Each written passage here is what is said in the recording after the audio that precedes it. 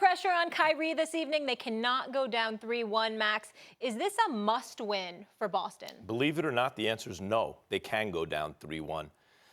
Look, I don't expect them to lose the game. I think they're going to win. And Stephen A., I think Kyrie is going to be magnificent because Kyrie is that type of player where just when you count him out, like I think of Kobe this way. In other sports, although they're different in the clubhouse and everything, I think of Derek Jeter or even Tom Brady, guys who you think, you know, someone's got their foot on their throat. You're like, ha ha, this guy's going to lose. I hate on him. I root against him.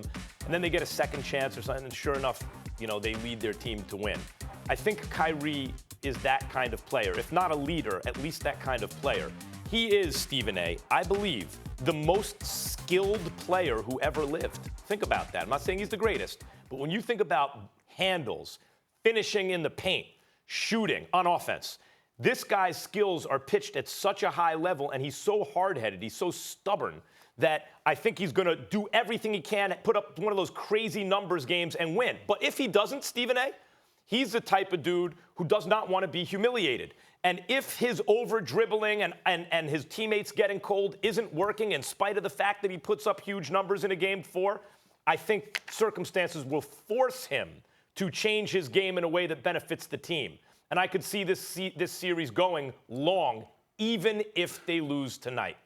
If the Boston Celtics lose tonight, this series is over Game 5. It's just that simple to me. They have to win tonight, otherwise this series is over, Max Kellerman. The Milwaukee Bucks look bigger, stronger, more athletic, at times faster. Every time Gordon Hayward's on the floor, they look faster. He's just a liability. I'm sorry, but it just is the truth. He just is, okay?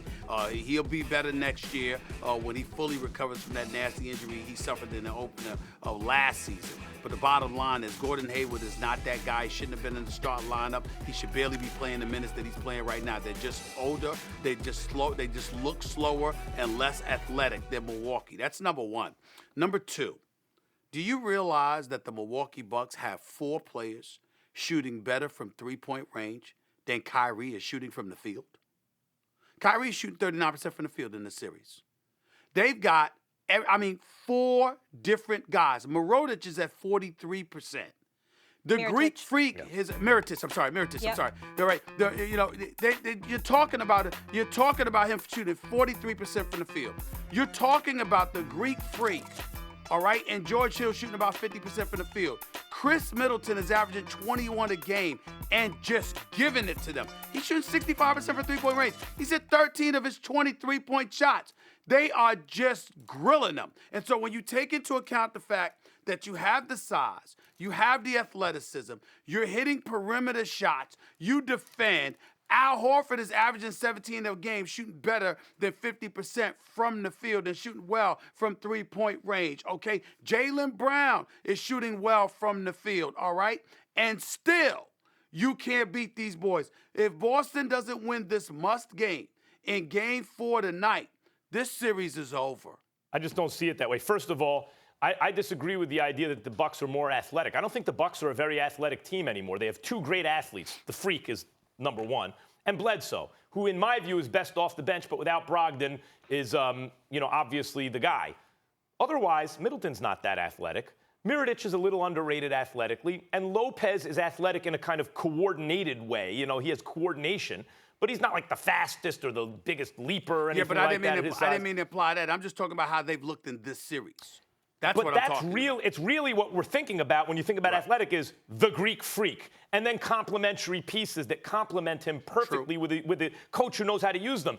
Boston actually has some athletes, so I totally agree with you about Gordon Hayward. He's an athletic player who is right now not athletic, but otherwise has some athletes on the team. The problem is the fit.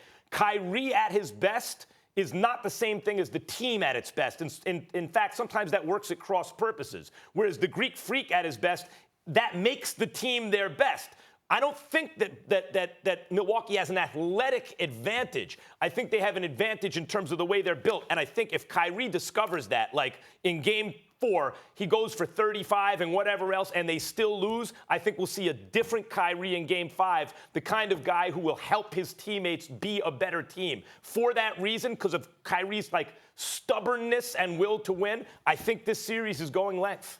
And I'm saying to you that I'm not disagreeing with you because, okay, excuse me, this is what could happen. No, you're absolutely right. It could happen. I'm telling you what we have seen over the first 3 games from the Boston Celtics, really over games 2 and 3. It's been such a drastic seismic shift from what we witnessed in game 1. The way that for Boston to lose game 3, the way that they did Friday night. If you don't come back from that and win game 4, I see no reason to have any hope in the Boston Celtics. And this is a team that I thought could go to the NBA Finals. And again, you just look at every time I see Gordon Hayward on the floor, I'm just looking at Brad Stevens, and I'm like, why?